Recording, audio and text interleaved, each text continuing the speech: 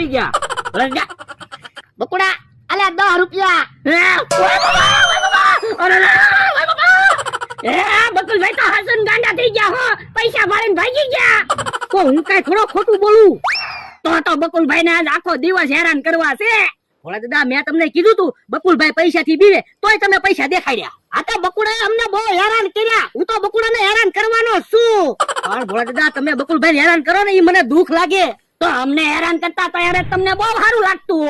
હા ઈ હાસુ જેને વીતે એને ખબર પડે. તમે તો કઈ બોલતા જ નહીં.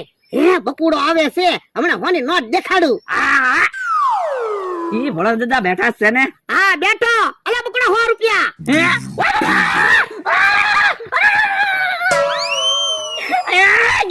બકુલભાઈ ફફડાટી ઈ તો ગોળીની જેમ જો હવે પાછો નહીં આવે વાડીએ. ભોળા દાદા મેં તમને ના પાડી હતી તોય બકુલભાઈને હોની નોટ દેખાડી. ભોળા દાદા રોજ